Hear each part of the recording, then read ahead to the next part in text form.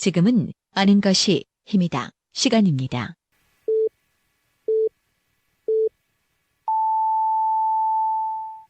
Welcome to the best podcast. Knowledge is power. 2020년 6월 1일 월요일 방송분입니다. 예, 5시엔 대사는 월요일 순서입니다. 키워드로 보는 뉴스 브리핑 팟캐스트 하는 것이 힘이다. 정진호 PD와 함께 하겠습니다. 어서 오세요, 정 PD. 네, 안녕하십니까. 정진호입니다. 예, 첫 번째 키워드부터 살펴볼까요? 네, 오늘 첫 번째 키워드 2천만 원짜리 고철입니다. 비싸네요. 2천만 원짜리 고철이면. 네, 그 인터넷 그 포털 중고 물품 거래 사이트에 이 2천만 원짜리 고철이 매물로 올라왔다고 합니다. 예. 그 아나운서께서 혹시 이게 뭔지 좀 짐작이 가능하십니까? 전혀 짐작할 수가 없습니다. 네, 뭡니까? 그 고철의 주인공이요, 바로 그 대전 보문산에 있었던 케이블카입니다. 아, 이 케이블카가 인터넷 중고 거래 사이트에 나왔다고요? 네, 저도 믿기가 어려워서 이게 해당 중고물품 거래 사이트에 좀 들어가 봤는데요. 예. 지금은 게시글이 내려가 있어서 이게 이제 팔렸는지 아니면 판매를 거둬들였는지는 확인할 수가 없습니다만, 예. 이 얼마 전까지 해도 이게 이제 중고물품 거래 사이트에 올라와 있었다는 증거를 그 한 인터넷 카페에 올라 있는 관련 캡처본을 통해 확인할 수가 있었습니다. 이게 개인 소유입니까? 네, 계속 들어보시죠. 이 캡처본을 보면요, 이 보문산 케이블카 사진과 함께 이런 글들이 올라왔는데요. 추억의 보문산 케이블카입니다. 15년 동안 운행을 하지 못해 상태는 사진과 같습니다. 박물관이나 카페 인테리어로 추천합니다. 이 케이블카는 가수원동에 있으며 대전 시민들의 추억이 깃든 물건입니다. 대전 근대 역사의 증거물이지요. 이러면서 이제 판매 가격으로 2천만 원 이렇게 올라와 있었습니다. 예. 궁금하네요. 이거 누가 이렇게 판매 사이트에 올려놨는지. 네, 저도 이 소식을 접했을 때 굉장히 좀 의아하고 당황하고 또 화도 났었는데요. 예. 대전 중구는 그 원래 케이블카가 있었던 자리에 주차장을 조성하기 위해서 이 부지 안에 있는 시설물들에 대한 보상 과정을 거쳤다고 합니다. 그러면서 이 케이블카에 대한 소유권도 이제 대전 중구가 이제 이전을 받았다고 하는데요. 하지만 이 주차장 공사를 한 그 공사를 이제 한 업체에 맡기면서 이 케이블카에 대한 처리를 그 업체에게 맡겼고요. 어허. 그래서 이제 케이블카는 고철업체에 매각이 되었다고 합니다. 그리고 대전 중구가 넘긴 케이블카 비용은 이제 전체 공사비에서 감액으로 이제 상계 처리가 됐다고 합니다. 그럼 이게 이제 현재는 개인 소유가 됐다라는 얘기군요. 네, 그렇게 볼 수 있을 것 같습니다. 예. 이 정말 좀 어처구니가 없는 그런 상황이지 않겠습니까? 대전 시민들이라면 그 7, 80년대에 이 케이블카를 탔던 사람들이라면 그 소중한 추억들이 다들 있을 텐데요. 네, 케이블카에 맞습니다. 대한. 예. 이게 그래서 이제 실제로요, 대전 중구의 한 관계자는요, 이게 구청 재산을 팔아서 발생하는 이익을 구청이 환수한 게 아니라 이 그만큼 공사비를 차감한 것으로 이해하면 된다, 뭐 이런 말을 했다고 합니다. 그럼 과정에는 문제가 없다 이런 얘기인가요? 네, 뭐 그러면? 일단 상황 인식은 그런 것 같은데요. 예. 이 대전 중구가 케이블카가 있었던 자리에 조성될 그 주차장을 위해서요, 이제 부지와 시설물들을 인수하는데 10억 원 정도, 그리고 이제 주차장 조성에 소요되는 비용 그 9억 원 정도 예산이 이제 책정이 돼 있다고 합니다. 예. 총 19억 원이 들어가는 공사인데요. 근데 고작 여기서 이제 몇 천만 원 아껴보려고 이런 결정을 한 대전 중구를 좀 어떻게 바라봐야 될지 도무지 좀 납득이 가질 않습니다. 그래서 이제 지역의 많은 전문가들과 시민들도요, 이게 행정당국이 말로는 보문산을 활성화해야 된다라고 해놓고서는 실제로는 이런 소중한 자원을 고철로 처리한 그런 안일한 행정에 대해서 분노를 하고 있다고 합니다. 예. 그럼 지금이라도 대전 중구가 그 대전 시민의 추억이 깃든 케이블카를 좀 다시 회수해서 이를 시민들에게 되돌려줄 방안을 좀 찾아야 되지 않을까 싶습니다. 예. 이거 하나의 유산으로 봐도 되는 거잖아요. 네, 그렇습니다. 예. 뭐 박물관에 전시해놔도 충분히 가치가 있는 그런 시설물이기도 하고요. 그런데 이거를 이렇게 이제 업체에다 맡겨가지고 고철로 처리했다라는 것 자체가 참 어떻게 이해를 해야 될지 상당히 좀, 네. 예. 그리고 이게 중고물품 거래 사이트에 2천만 원에 팔리기 위해서 좀 등록됐다는 것도 참 이해할 수 없는 일이긴 합니다. 좀 자존심이 동시에 상하기도 했습니다. 예. 두 번째 키워드 살펴보죠. 네, 두 번째 키워드 15위입니다. 어떤 등수입니까? 15위가? 그 최근 대전 세종연구원의 그 대전 세종 포럼에서는요, 2020년 중부권 광역 협력 방안에 대한 그 연구 보고서를 발표했는데요. 그 이중 지난해 관광 경쟁력을 조사한 결과가 나와 있었습니다. 그 여기서 대전은 종합평가에서 전국 17개 시도 가운데 그 15위를 차지했다고 합니다. 예, 17개 중에 15위면 뭐 거의 꼴찌 수준이군요. 네, 그렇습니다. 예.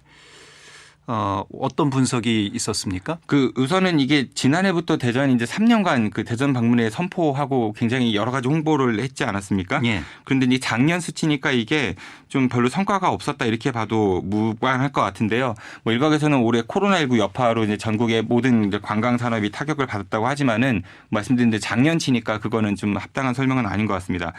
구체적으로 보면요, 관광 정책 분야와 관광성 부분이 이제 12위를 차지했고요. 관광 수요 촉진 분야가 이제 15위, 그리고 이제 포용적 성장 분야는 이제 16위에 그쳤습니다. 예. 그 대전만이 가지고 있는 독특한 관광 콘텐츠를 어떻게 만들어내느냐가 관건인데 이런 부분들이 좀 미흡했다. 뭐 이런 평가 결과로 도출되는 결론이지 않을까 싶네요. 네, 하지만 근데 지금까지 대전시가 추진해온 과정들을 보면요, 그 대전만의 특색이 있는 것보다는 좀 다른 지역에 가도 있을 법한 것들이 있죠. 뭐 예를 들어서 전망대나 모노레일, 뭐 대형 공원 이런 것들 위주로 되어 있는 것 같아서 좀 상당히 안타깝다 이런 생각이 드는데요. 실제로 박성관 보문산 활성화 민간 공동위원은 그 며칠 전 열렸던 그 보문산 활성화 관련 토론회에서 대전은 항상 공약은 했는데 결과로까지 이어지지가 않는다. 당장 보문산 활성화만 봐도 20년 전부터 나온 논의인데 아직까지도 진전이 없다. 그리고 대전만의 볼거리를 만들어 놔야 이제 관광객들이 찾아올 텐데 왜 지역 문화 활성화를 안 하는지 답답하다. 뭐 이런 지적을 하기도 했다고 합니다. 예. 뭐 늘 지적되었던 얘기입니다. 네, 대전만의 특화된 특색 있는 문화상품을 만들어내야 된다. 근데 이게 현장에서는 잘 받아들여지지 않나 보죠. 예, 말은 그런 얘기들이 많이 나오는데 내놓는 정책들을 보면 상당히 그 말과 좀 거리가 있는 게 아니냐 이런 생각이 드는데요. 민선 7기 대전시에서는 이 보문산 일원 체류형 관광단지 조성을 비롯해서 충청권 유교문화 자원을 활용한 관광자원 개발, 둔산 센트럴파크 조성, 반려동물공원 숲 조성, 그리고 이제 숲 건강센터와 체험 공간 설치, 원도심 역사문화거리 조성 이런 것들을 계획을 하고 있습니다. 이를 위해서는 5년간 총 3,200억 원이 넘는 사업비를 확보해야 한다고 하는데요. 하지만 지난번 방송에서도 말씀드렸지만 이 현재까지 관련 예산 확보도 좀 지지부진한 상태여서 이게 또 마냥 쉬운 일만은 아닌 것 같습니다. 대한민국의 아픈 근대 역사를 상징하는 건축물은 뭐 안경점으로 사용되고 있고요. 뭐 타일집으로도 사용되고 있고요. 또 이제 도로 건설을 위해 없어질 위기에도 처해 있고요. 한국 전쟁 때 치열했던 전투의 흔적이 남아있는 터널은 뭐 젓갈 창고로 사용되고 있고요. 보문산 케이블카는 인터넷 중고 물품 거래 사이트에 고철로 거래되고 있고요. 이게 좀 솔직한 대전의 현 주소가 아닌가 싶습니다. 예. 그 말로만 거창하게 무언가를 좀 새로 만든다고만 하지 말고 이 대전만의 특색을 잘 살릴 수 있는 그런 거시적인 철학을 좀 먼저 세우는 것이 중요하지 않을까 싶습니다. 예. 알겠습니다. 키워드로 보는 뉴스 브리핑 팟캐스트 하는 것이 힘이다. 정진호 PD였습니다. 수고하셨습니다. 고맙습니다. 2020년 6월 2일 화요일 방송분입니다. 예, 5시엔 대선함 화요일 순서입니다. 키워드로 보는 뉴스 브리핑 팟캐스트 하는 것이 힘이다. 정진호 PD입니다. 어서 오세요, 정 PD. 네, 안녕하십니까. 정진호입니다. 예, 첫 번째 키워드부터 살펴볼까요? 네, 첫 번째 키워드 오늘 이중고입니다. 예, 어떤 얘기입니까? 그 인구 밀도가 낮고 그 노인 인구가 많은 강원도 정선군이요. 그 어제부터 국내 자치단체 중 처음으로 그 시내버스 완전 공영제를 도입했다고 합니다. 그 이제 65세, 그러니까 만 65세 이상의 어르신들과 초중고등학생들, 장애인 그리고 이제 기초수급권자들은요 버스 요금이 무료라고 하고요. 예. 그 외 이제 일반 승객들은 그 관광객들을 포함해서 무조건 그 1,000원의 요금만 내면은 정선군 안에서 이제 시내버스를 이용할 수 있게 됐다고 합니다. 예. 1,000원만 내면 시내버스를 이용할 수 있다 이런 얘기인데요. 뭐 다른 지역의 얘기를 이렇게 꺼낸 이유가 있겠죠. 네네. 우선 그 기존 그 버스 요금이 이 지역에서 적게는 1,400원에서 그 많게는 최대 이제 5,000원까지도 갔었다고 하는데요. 예. 완전 공영제가 실시되면서 그 버스 요금이 1,000원 그리고 이제 그 아까 말씀드린 그런 대상들은 무료 이렇게 된 것이 있거든요. 이게 그동안 정선군에서는 그 버스 회사에게 한 해 24억 원가량의 이제 손실 보전금을 지원해 왔다고 합니다. 하지만 이번에 완전 공영제를 시작하면서 그 필요한 예산을 35억 원 정도로 이게 책정을 했고요. 그렇게 되면 한 해 약 11억 원 정도만 더 부담을 하면 된다 이런 판단을 했습니다. 그리고 그 정도 금액이면 충분히 감당할 수 있다. 그 시내버스를 교통정책이 아닌 그 복지정책으로 접근했기 때문에 가능한 일이다. 이렇게 이제 정선군이 입장을 내놨다고 합니다. 예, 뭐 시내버스를 흔히들 뭐 시민의 발이라고는 합니다만 시민의 발로서의 역할이 좀 특히 농촌 지역에서는 미비한 부분들이 많이 있지 않습니까? 네, 그렇습니다. 그런 부분을 이제 복지정책 차원에서 접근을 했다 이런 얘기군요. 네. 그런데 그 이에 반해서 그 충남의 시내버스는 요즘은 조금 좀 결이 다른 소식을 전해왔는데요. 예. 그 최근 충남도는 시내버스 요금을 200원 정도 인상할 것을 이제 잠정 결정했다고 합니다. 이렇게 되면 충남도의 버스 요금이 1,600원이 되는데요. 그래서 충남도민들은 전국에서 가장 비싼 요금을 내고 그 시내버스를 이용할 처지에 놓여 있다고 합니다. 이 충남도의 버스 요금 1,600원이 전국에서 가장 비쌉니까? 네, 수도권도 1,500원이고요. 충남도의 1,600원이 전국에서 가장 비싼 수준이라고 합니다. 예. 그 이번 인상은 그 2013년 이후 6년 10개월 만에 이뤄지는 것이라고 하는데요. 만약 그 시내버스로 매일 출퇴근할 경우에는 그 한 달에 약 12,000원 가량의 추가 부담이 이제 발생하게 되는 것입니다. 그 이에 대해 충남도와 시내버스 업계는요. 그 코로나19 사태로 매출액이 이제 지난해 같은 기간에 비해서 30% 넘게 이제 줄어들어서 이제 적자폭이 늘어났다. 그래서 이제 요금 인상이 어쩔 수 없다. 뭐 이런 입장이라고 합니다. 코로나 때문이라면 코로나가 끝나면 그럼 원상 회복됩니까? 그건 아니잖아요. 보통은 한번 올라가면 잘 내려가진 않죠. 예. 그 충남도는 현재 시내버스 준공영제가 아니죠? 네, 맞습니다. 예. 이 충남도와 각 시군은요, 현재 준공영제는 실시하고 있지는 않는데요. 대신에 그 적자 노선에 대한 손실 보전은 해주고 있습니다. 충남도에서 30% 그리고 각 시군에서 70%를 지원해주고 있습니다. 그리고 지난해 기준으로 그 충남도가 시내버스 회사들에게 지원해준 그 손실 보전액은 약 95억 원 정도라고 하고요. 그리고 각 시군이 지원한 그 손실 보전액은 약 221억 원 가량이 된다고 합니다. 그러니까 이제 316억 원 가량의 이제 세금을 들여가지고 시내버스 회사들의 그 적자를 보존해주고 있는 셈이죠. 여기에다 오는 7월부터는요, 그 충남도에서는 만 75세 이상 어르신들과 장애인 그리고 이제 국가유공자들에 대해서 이제 교통비를 면제해주고요. 그리고 유족들에게 30%를 감면해주는 그런 제도, 그 충남형 교통카드를 확대 시행할 예정이라고 합니다. 예. 그 이를 위해서 290억 원 가량 예산을 쓸 예정이라고 하는데요. 정리하자면 그 현재 충남도는 시내버스 완전 공영제나 준공영제를 실시하지 않고 있음에도 불구하고 그 한 해 600억 원이 넘는 그 도민 혈세를 시내버스 관련 예산으로 사용하고 있다. 뭐 이런 뜻입니다. 준공영제가 아니어도 시민의 혈세로 각 버스 회사에 이제 지원을 해주고 있고요. 네, 그렇습니다. 그럼에도 불구하고 버스 회사들은 적자를 이유로 계속해서 요금을 올리고 있다 이런 얘기군요. 네, 그래서 제가 키워드를 이중고라고 정해봤는데요. 예. 좀 뭔가 특단의 대책이 필요해 보이지 않을까 싶습니다. 그래서 제가 오늘 이제 충남도 그 교통 담당자와 이 관련한 질의를 좀 해봤는데요. 이에 이제 충남도 관계자는 궁극적으로는 대중교통이 이제 복지 차원으로 가는 게 방향성에는 동의한다면서도 그 현재 그 충남도에서도 그래서 준공영제 도입에 대해 검토 중이다. 뭐 이런 답변을 전해왔습니다. 예. 그러면서 이번에 요금 인상으로 그 충남도의 버스 요금이 전국에서 가장 비싸지기는 했지만 이 충남도에서의 그 시내버스 운행률이 그 전국 최고 수준이기 때문에 그 소요 비용도 많이 든다. 뭐 이런 입장도 전해왔습니다. 예. 그 준공영제나 완전공영제 도입을 위해서는 막대한 예산이 소요될 수밖에 없지 않습니까? 네. 예. 그래서 이제 시민 합의가 더불어 이제 필요한 부분이긴 합니다만 어쨌든 대중교통 정책에 대한 인식의 전환은 반드시 좀 필요하다 이런 얘기일 것 같습니다. 네, 맞습니다. 예. 그 물론 시내버스 완전 공영제를 하려면은 많은 예산이 소요됩니다. 하지만 그 가령 수요가 적은 그런 외곽 지역에서는 뭐 콜택시처럼 이제 콜버스를 운영하고요. 그리고 이제 무조건 45인승 버스만 운행하는 것이 아니라 이 노선마다 수요를 좀 파악해서 12인승 승합차부터 25인승 버스 뭐 이거 운행할 수도 있을 것 같고요. 또 시간대별로 버스를 탄력 운행하는 등의 그런 변화를 준다면은 이 소요 비용을 줄이는 데 어느 정도 기여를 할 수 있지 않을까 그런 생각도 듭니다. 인구는 점점 줄고 있고 또 이제 초고령화 사회로 접어들고 있죠. 게다가 이제 코로나19 여파로 대중교통 이용객 수는 점점 또 줄어들고 있는 그런 상황인데요. 그러니까 이제 충남도를 비롯한 그 각 지자체에서 이제 대중교통 체계에 대한 좀 전면적인 방향 수정에 대해서도 좀 한번 진지하게 고민할 때가 오지 않았나 싶습니다. 예.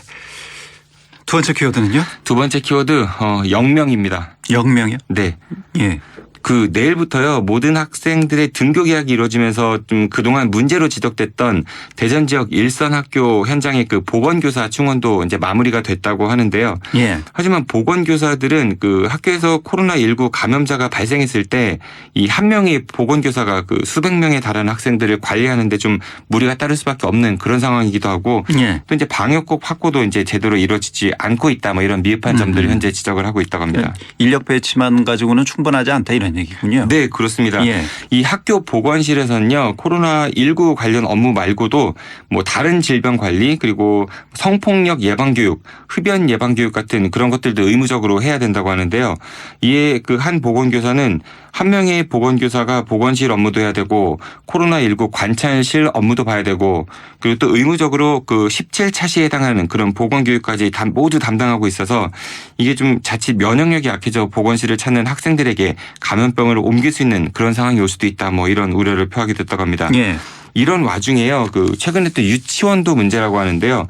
대전시교육청 관내에는 모든 그 국공립 사립 유치원에 배치된 보건교사가 현재 단 한 명도 없다고 합니다. 유치원에는 보건교사가 전혀 없습니까? 네, 그 대전에서만 약 2만 2천여 명의 어린이들이 그 총 251개에 달하는 유치원에 다니고 있는데요.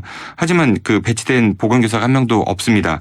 그 학교 보건법상 그 18개 학급 이상의 초중고등학교에서만 그 보건교사를 두도록 명시하고 있는 반면에 이 유치원에 대해서는 따로 이제 규정이 없다고 하는데요.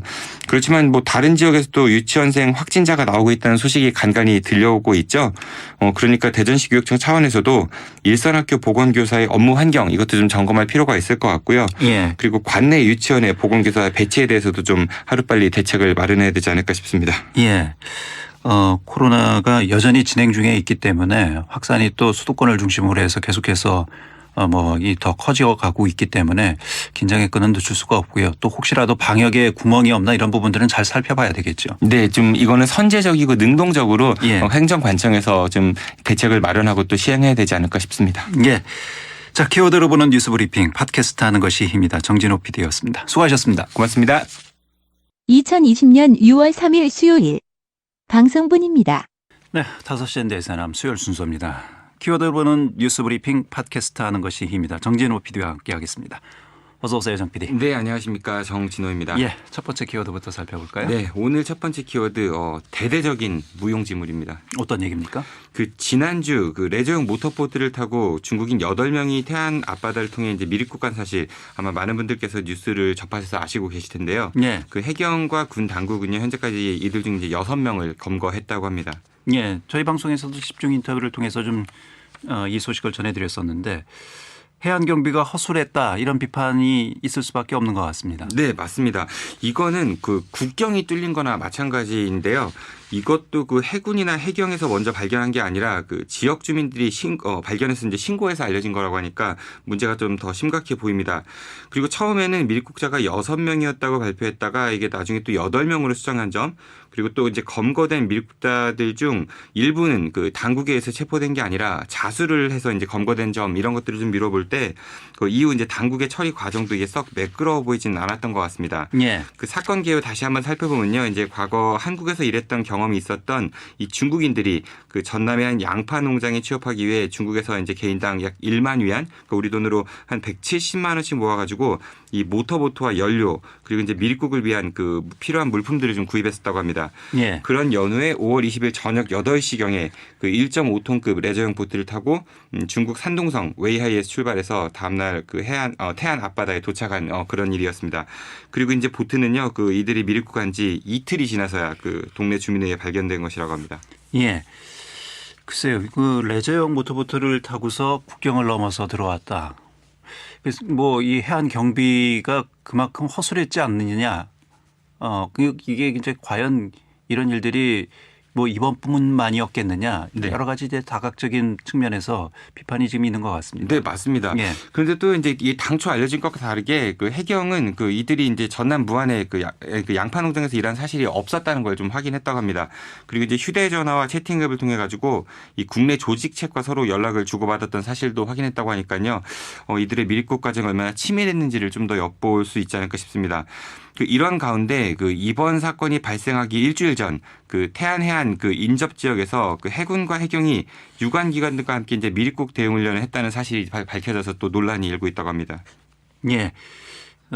미립국 사건이 일어나기 전에 그러니까 그 뭐 대응 훈련을 했다 이런 얘기인데. 네, 맞습니다. 그럼 뭐 대응 훈련을 하나만 안 하나요? 네, 이게 KBS에서 단독으로 보도한 내용인데요. 예. 그 지난달 14일 그 해군과 해경이요, 그 충남 서산시 대산항 일대에서 아주 이제 대대적으로 미립국 대비 합동 훈련을 했었다고 합니다. 하지만 그런 훈련이 무색하리만큼 이렇게 어처구니 없게 국경이 뚫린 것이니까 이런 대대적인 훈련이 그저 이제 보여주기식에 그치는 거 아니냐라는 비판도 좀 면하기 어려울 것 같은데요. 과거엔 또 휴전선 GP의 그 문고리 기순도 있었었죠. 예. 그 우리나라 군 당국이 이 국경 수비에 좀 더 만전을 기해야 되지 않을까 싶습니다. 예, 알겠습니다. 두 번째 키워드 살펴볼까요? 네, 두 번째 키워드 좀 더 열심히 합시다로 정해봤습니다. 네, 어떤 내용입니까? 그 대전과 세종의 자살 증가율이요 전국에서 가장 높은 것으로 나타났다고 합니다. 네. 그 중앙 자살 예방센터에서 발표한 자료에 따르면은 2018년 그 충청권에서 스스로 목숨을 끊은 사람이 1,739명이나 됐다고 하는데요. 이는 우리나라 전체 그 자살 사망자들 중 10%가 넘는 수치라고 합니다. 예, 이런 기록은 참 불명예스러운 기록인데요. 네, 맞습니다. 예. 우리가 뭐 OECD에서도 이게 수준급의 그런 지표를 나타내고 있는데 그 중에서도 예. 우리 지역이 또 높다고 하니까 이게 정말 안타깝다 뭐 이렇게 생각이 듭니다. 그 2018년 기준으로 보면요. 대전에서는 총 420분이 그리고 충남에서는 749분이 그리고 세종에서도 이제 77분이 이제 스스로 목숨을 끊었다고 하는데요. 그러니까 대전은 평균 하루에 1명 이상 그리고 충남은 평균 하루에 2명 이상이 이제 스스로 목숨을 끊은 것입니다. 예. 더욱 심각한 거는 자살 증가율인데요. 세종의 자살률은 2017년 그 인구 10만 명당 그 17.7명에서요. 2018년에는 26명으로 이제 자살률이 무려 이제 47.3%나 증가해서 압도적인 전국 1위에 불명예를 안았다고 합니다. 예. 그리고 그 뒤를 이어서 대전이 25.6%로 자살 증가율 면에서는 전국에서 두 번째로 높았다고 합니다. 예. 자살 원인에 대한 분석도 좀 나왔습니까? 네, 그 전국적으로 봤을 때 청소년 자살률은요 세종이 가장 높았고 대전이 이제 두 번째로 높았다고 합니다. 그래서 아무래도 좀 학업 관련 스트레스가 큰 영향을 끼치고 있는 게 아니냐 이런 분석을 좀 해볼 수 있을 것 같고요. 그리고 세종에서는 그 만 65세 이상의 고령 인구 자살률도 인구 10만 명당 이제 82.8명으로요 전국 평균보다 이제 2배 가까이나 높았다고 합니다. 그리고 또 대전 동구에서는요 자살한 분들이 1년 사이에 무려 66.6%가 늘어서 이게 전국 구 단위에서는 가장 높은 그런 증가율을 보였다고 합니다. 예. 그 청소년은 학업 관련이 많고 고령층은 이제 경제적 어려움 이런 부분들이 이유로 많이 지금 꼽히고 있다 이런 얘기군요. 네, 그렇습니다. 이 얼마나 힘들었으면 이런 극단적인 선택을 했는지 좀 정말 안타깝다는 생각밖에 들지 않는데요. 그 특히 또 우리 지역의 자살률이 전국에서도 가장 높은 수준이라니까 참 정말 답답하고 안타깝고 슬프고 그렇습니다. 예, 이 자살을 단순히 개인의 문제로 보는 것이 아니고 한 사회학자는 사회적 타살이다 뭐 이렇게 표현도 네. 하긴 했습니다만 이게 우리가 이 문제를 단순히 개인 차원의 문제가 아니고 사회적 차원으로 봐야 된다라는 얘기는 그동안 꾸준히 해오지 않았습니까? 네, 맞습니다. 그래서 이제 지자체도 좀 뭔가 나서야 되지 않냐 이런 얘기들도 많았었는데요. 대전시에서는 그래서 이제 2021년까지 그 인구 10만 명당 자살률을 18명까지 줄이기 위해서 이제 지난해 자살 예방센터를 지난해부터 이제 운영을 하고 있습니다. 이 센터에는요, 그 전문가 20명으로 구성된 자살 예방 위원회도 구성했다고 하고요. 그리고 이제 라디오 송출을 포함한 그 대중교통 수단을 이용해서 이제 홍보와 상담 전화 이런 것들을 운영하고 있다고 합니다. 예. 대전시도 이런 뭐 자살률을 낮추기 위한 어떤 정책을 지금 실시하고 있는 것으로 알고 있는데요. 네, 맞습니다. 이런 것들을 하고 있는데요. 근데 앞서 말씀드렸듯이 이 대전의 자살률이 전국적으로 봤을 때 상당히 좀 높은 수준이라고 하지 않았습니까? 그렇다면 당연히 그 자살 예방 센터가 다른 그 시도에 비해서 좀 더 이제 적극적인 활동을 해야 되지 않을까 이런 생각이 드는데요. 그래서 제가 오늘 오늘 이제 대전광역시 자살 예방 센터 관계자에게 직접 이제 활동 내용을 좀 물어봤습니다. 그런데 이제 말씀드렸던 그 위원회는요, 지금까지 고작 그 한 번밖에 열리지 않았다고 하고요. 경찰과 소방 등 약 30개의 유관기관과의 실무협의체도 이 코로나19 여파를 이유를 들어가지고 아직 한 번도 개최를 하지 못했다고 합니다. 예. 그 자살 예방 센터가 제대로 그러면 운영이 안 되고 있다 이런 얘기인가요? 그러니까 위원회를 만들어 놨지만 실질적으로 그게 얼마큼 이제 역할을 하고 있는지에 대해서는 아직 평가하기가 좀 이르다는 얘기로 이제 그러니까 활동이 좀 다소 부족한 게 아니냐 이렇게 볼 수 있을 것 같은데요. 이 자살률 전국 최고 수준이라는 오명을 좀 벗기 위해서는 좀 더 적극적인 활동을 해야 되지 않을까 이런 생각이 듭니다. 042-1577-0199 여기를 전화하시면요. 24시간 도움을 받으실 수 있다고 하고요. 그리고 전국 공통번호로는 1393번으로 전화를 하셔도 도움을 받으실 수 있습니다. 생명은 무엇과도 바꿀 수 없는 정말 소중한 것입니다. 그리고 그 소중한 생명 절대로 이제 포기하시면 안 되겠죠. 꼭 가족이나 친구, 이웃 그리고 이제 주변에 따뜻한 도움을 받아서 이런 좀 슬픈 일이 발생하지 않았으면 좋겠습니다. 예. 여기까지 듣겠습니다. 키워드로 보는 뉴스 브리핑 팟캐스트 하는 것이 힘이다. 정진호 PD였습니다. 수고하셨습니다. 고맙습니다. 2020년 6월 4일 목요일 방송분입니다. 예, 5시 엔데스나 목요일 순서입니다. 키워드로 보는 뉴스 브리핑 팟캐스트 하는 것이 힘이다. 정진우 PD와 함께합니다. 어서 오세요, 정 PD. 네, 안녕하십니까. 정진호입니다. 예, 첫 번째 키워드부터 살펴보죠. 네, 오늘 첫 번째 키워드 이번에는 과연으로 정해봤습니다. 예, 어떤 얘기입니까? 그 아나운서께서도 어제 오프닝에서 말씀하셨지만은 그 대전의 공공의료를 담당할 대전 의료원 건립이 현재 그 경제성이 부족하다는 이유로 답보 상태에 놓여 있죠. 예. 그래서 지난 총선 때 출마했던 각 후보자들도 이제 저마다 이 대전 의료원 건립에 앞장서겠다 뭐 이런 공약을 내걸기도 했었는데요.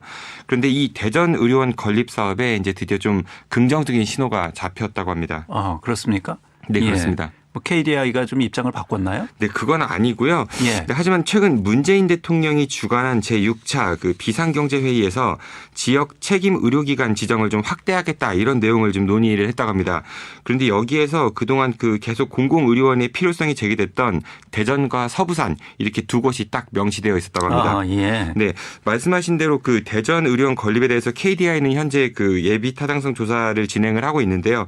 근데 지난해 7월 그 1차 점검회의에서 그 KDI는 대전 의료원이 좀 경제성이 떨어진다 이런 의견을 냈던 바가 있었죠. 예. 그런 이후 현재까지도 이제 재검토 중인 그런 상황입니다. 뭐 KDI는 성격상 모든 것을 이제 경제성으로 평가하는 기관이기 때문에 의료를 이제 경제성으로 평가하는 부분에 있어서는 좀 논란의 여지는 있습니다만 네. 어쨌든 이 대통령 주재 회의에서 대전이 이렇게 명시가 됐다라는 얘기죠. 네, 그렇습니다. 예. 이 KDI에서 경제성 이야기를 했을 때만 그 당시만 해도요 그 형평성 논란도 좀 있었었거든요. 예. 그 KDI에서는 그 예비 타당성 조사 당시에 그 300병상 규모의 대전의료원의 그 총 비용을 그 500병상 규모의 세종 충남대병원보다도 약 381억 원 가량이나 높게 책정했기 때문에 이 경제성이 떨어진다 뭐 이렇게 결론이 도출된 거 아니냐 이런 지적이 많았습니다. 예. 실제로 대전시가 자체적으로 그 한국보건산업진흥원의 경제성 분석을 의뢰했을 때에는요, 이 BC값이라고 하죠. 그 비용 대비 그 편익성이 1보다도 높은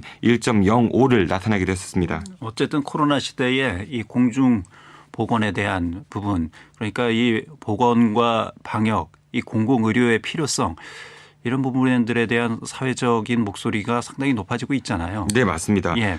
그 이 청와대에서도 긍정적으로 검토를 시작했으니까 그 지역 정치권도 여기에 좀 힘을 보태서 좀 밀어붙여야 되지 않을까 싶습니다.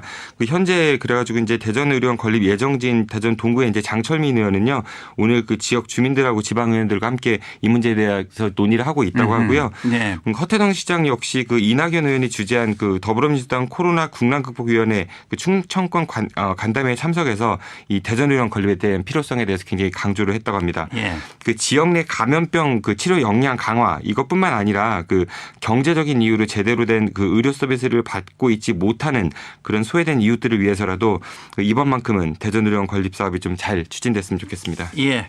두 번째 키워드 살펴볼까요? 네, 두 번째 키워드 외하 내빈이 아니길로 정해봤습니다. 이거 어떤 얘기입니까? 그 대전시가 오는 7월 그 민선 7기 임기 반환점을 맞아서 이제 시민들을 향한 홍보 기능을 강화한다 뭐 이런 명분으로요 홍보 담당관을 이제 새로 신설한다고 합니다. 예. 그 대전시 의회에 제출된 그 행정기구 및 정원 조례 일부 개정 조례안에 따르면은 이 대전시는 시장 직속으로 이제 4급 상당의 홍보 담당관을 신설을 하고요.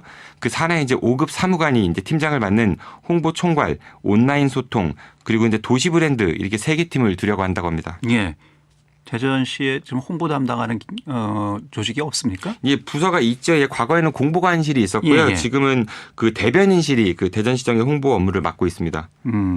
근데 이 대변인실과 별개로 또 홍보관을 둔다 이런 얘기인가요? 네, 맞습니다. 그 기존의 대변인실은요 그대로 둔 채 이 홍보 담당관실을 새로 신설한다 뭐 이런 얘기인데요. 예. 현재 대변인실 구성을 보면은 대변인 1명에 홍보기획팀 16명, 그리고 보도지원팀 8명, 메시지팀 5명, 그리고 온라인 소통팀 11명 이렇게 해가지고 총 41명이 그 대전시청 홍보 관련 업무를 하고 있습니다. 이렇게 많습니까? 네, 그래서 제가 예. 좀 혹시 다른 그 광역시하고도 차이가 있을까 사실 좀 비교를 해봤는데요. 예.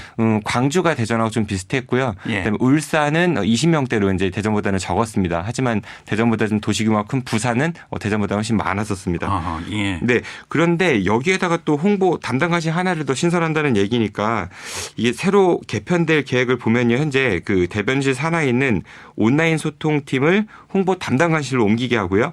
그리고 이제 도시 상징물 관리를 담당하는 도시 브랜드 팀을 그 홍보 담당관실에 이제 새로 추가를 한다고 합니다. 이렇게 해서 대전시청의 홍보 조직을 대언론 홍보는 대변인실에서 그리고 이제 대시민 홍보는 홍보 담당관실에서 담당하게 할 그럴 예정이라고 합니다. 예, 물론 홍보 업무 중요합니다. 기업도 그렇고요. 또 행정 업무도 그렇고요. 홍보를 통해서 또 시민들과 소통을 할 수 있는 그런 통로를 만드는 것이니까요. 중요하긴 합니다만 그래서 이 홍보 담당관을 이렇게 두고 또 조직을 별도로 만든다라는 부분은 어떤 평가들이 지금 나오고 있습니까? 글쎄요, 그 보통 우리가 어떤 민원이 제기됐을 때 그 많은 그 이제 잘 안 될 경우에 이제 보통 하는 얘기가 조직에 인원이 적어서 예산이 적어서 이런 이야기들을 많이 하지 않습니까? 예. 그런데 이제 이렇게 홍보 관련해서는 적극적으로 또 이렇게 조직을 확대한다고 하니까 그걸 비판하는 시각도 좀 있는 것 같습니다. 그런데 또 문제는요, 그 새롭게 생길 이 비교적 고위직인 이 홍보 담당관이나 팀장 자리에요. 기존의 공무원들이 아닌 그 일반인들도 임명될 수 있는 이른바 개방형 임기제 공무원을 두는 것도 지금 현재 염두를 하고 있다고 합니다. 그건 긍정적인 거 아닌가요? 말씀하신 대로 그 이제 일반인들 중에 홍보 분야 전문가들이 그렇죠. 오게 되면은 예. 뭐 훨씬 더 문제가 없고 더 좋게 했습니다만은 과거 사례를 비춰봤을 때 이른바 그 측근 챙기기 이런 논란도 좀 빠지기 쉬울 수 있을 것 같거든요.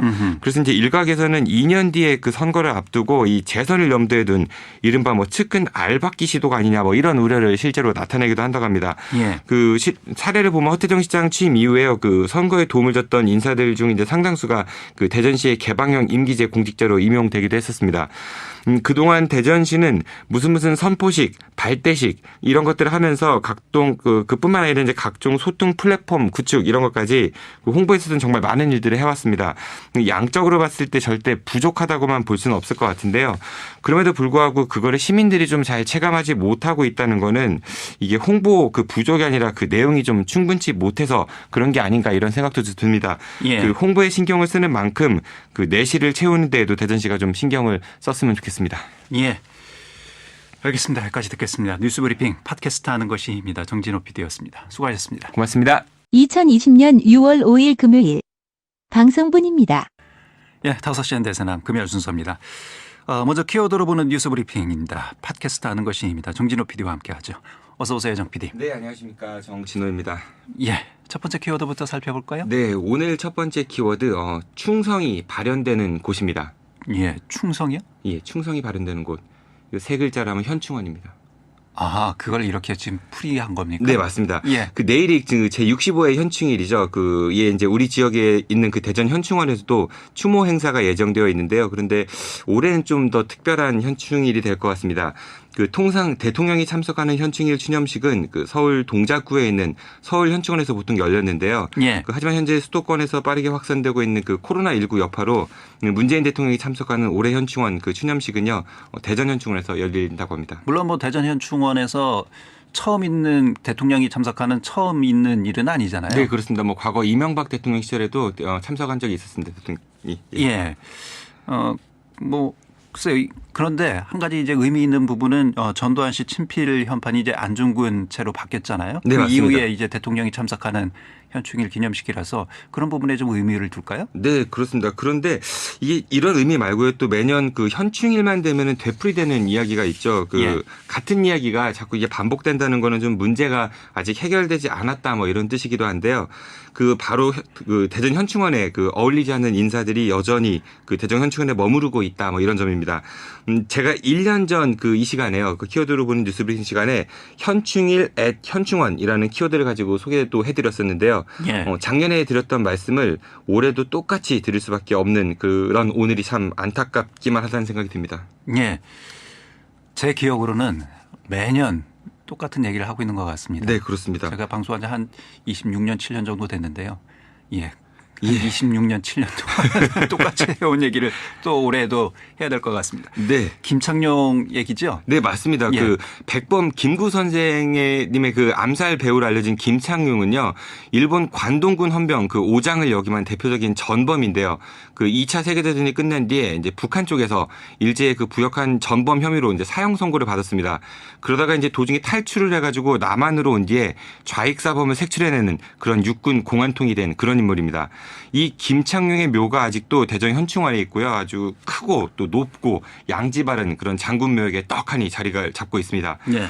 이 밖에 일본 육사 출신으로 그 간도 특설대에서 독립군 토벌에 앞장섰던 김석범이나 그 만주 군관학교 출신으로 그 5.16 군사 쿠데타의 주역 중 한 명인 김동하, 그리고 이제 일본 육군 포병학교 출신으로 그 광주 민주화운동 당시에 시위대 진압 임무를 수행했던 소준열, 그리고 한화의 출신으로 12.12 군사 쿠데타의 주역 중 한 명인 안현태 등이 아직도 이곳 대전 현충원에 묻혀 있습니다. 예, 지금 그 친일 행적이 있는 인사들에 대해서는 현충원에서 묘를 이전해야 된다 이런 주장들이 계속 좀 나오고 있지 않습니까? 예, 그 최근에 그 논란을 좀 부추긴 게 백선엽 씨가 그렇죠. 아닐까 싶은데요. 예. 네, 일본군과 만주군 소속으로 독립군 토벌에 앞장선 걸로 알려진 이 백선엽 씨가요. 그 해방 이후 6.25 전쟁에서 북한군을 상대로 수많은 그 전공을 세웠다는 이유로 현재 이제 군과 그 보수 일부 진영에서는 이른바 좀 나라를 구한 영웅으로 대접을 받고 있는 것 같습니다. 이 백선엽 씨 사례만 보더라도 그 우리의 근현대사가 아직도 가야 될 길이 얼마나 먼가 이런 걸 좀 실감할 수 있을 것 같습니다. 예. 역시 역사 바로 세우기 과정은 참 지난한 과정입니다. 네, 맞습니다. 예. 그래서 올해도 어김없이 찾아온 그 현충일을 맞이해서 우리가 모두 좀 깊게 한번 생각해 봐야 될 문제가 아닌가 싶습니다.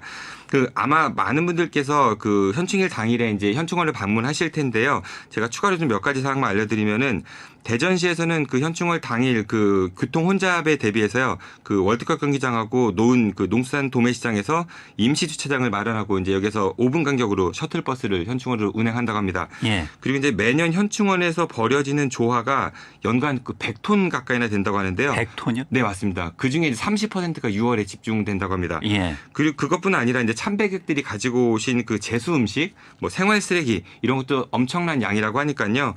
자신이 가져오신 그 쓰레기는 좀 가급적이면은 되가져가시는 그런 좀 성숙한 시민 의식도 함께 보여줬으면 좋겠습니다. 예. 알겠습니다. 두 번째 키워드 살펴보죠. 네, 두 번째 키워드 모르고 행동하면 무죄라고 정하였습니다.